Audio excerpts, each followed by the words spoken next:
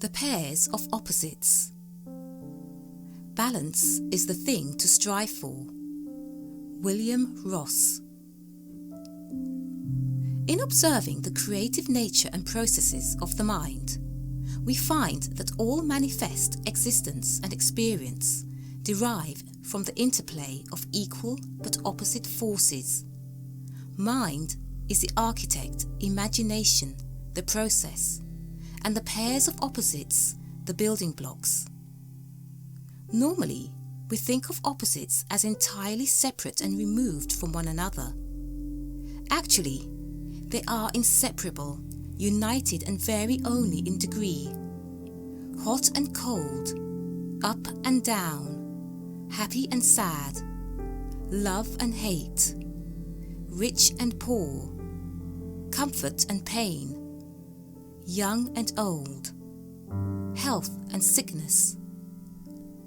Each of these represents interacting forces that are unconsciously activated by our thoughts, attitudes and self-image. The degree to which they are experienced is determined by our state of equilibrium and centeredness. To be in harmony with life, we must be balanced between the pairs of opposites. At first glance, we would assume that we should identify with the positive end of the pole. Happiness instead of sadness, comfort instead of pain, wealth instead of poverty, etc. Yet this is not being centered. To concentrate solely on happiness would be off-center, and life in its natural flow would re-establish its balance. Happiness should be a byproduct, not an end in itself. One cannot remain in an ultimate state of joy and excitement. It would be out of sync. The degree of the rise above the line of equilibrium is the degree of the fall below. Such an effort could only result in peaks and valleys. There is no healthy peace of mind at each extreme. To be in harmony with the natural laws, we must groom our thoughts to flow easily and smoothly through life. The main highway is through the center of the pairs of opposites. Centeredness is a place of beauty, where a sense of well-being underlies all that we feel and do. We feel good about ourselves and reflect this to others. Our thoughts smooth and prepare the way. How do we approach and establish this centering between the opposite poles? Throughout untold centuries, the best way has been found to be that of daily habit of at least a few minutes of silent time. Many executives and people of great responsibility now close their office doors and ask not to be disturbed for a specified time while they focus their attention upon a quiet and lovely scene in the country.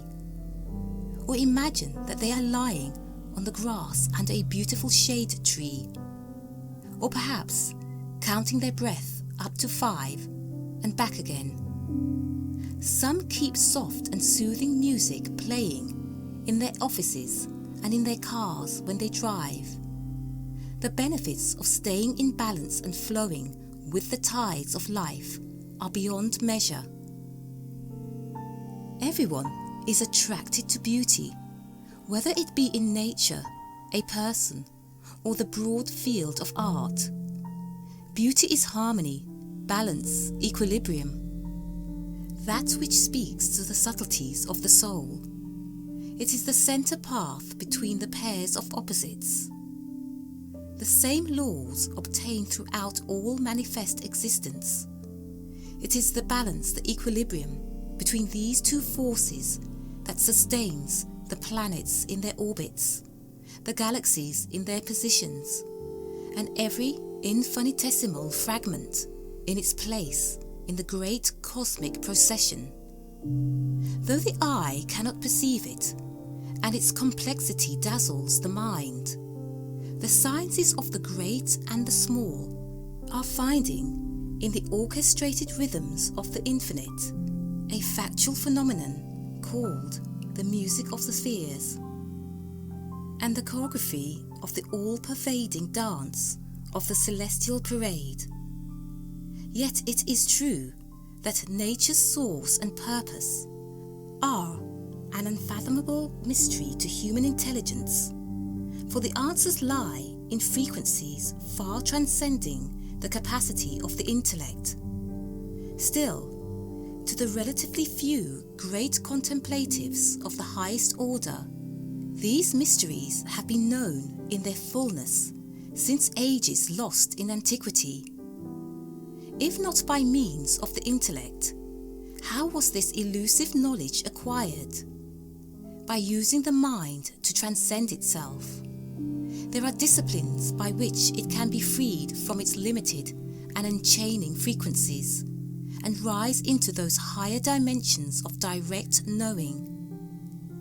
Consciously or not, we are all seeking harmony, for this is the only state that is truly and lastingly comfortable. Yet who does not become ruffled and out of sorts at times? This is understood. Everyone has imperfections, but an effective way to restore your harmony is to take a few minutes, sit quietly alone, and visualize a poetically beautiful little lake surrounded by the loveliest graceful trees and soft green grass. We might step into the scene, glance about, then sit down comfortably on nature's velvet carpet just above the waterline. There is not a leaf stirring, not a ripple on the lake. The water is pure and crystal clear. You can see into its depths. It is at rest.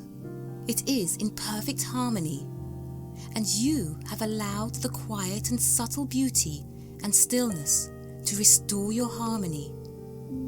You are at peace through and through, and you will sustain and reflect in your eyes and face, your every glance and motion, the pure beauty of your spirit. You are your own wonderful self again, and each time it is practiced, it becomes more beneficial, for it restores your peaceful balance.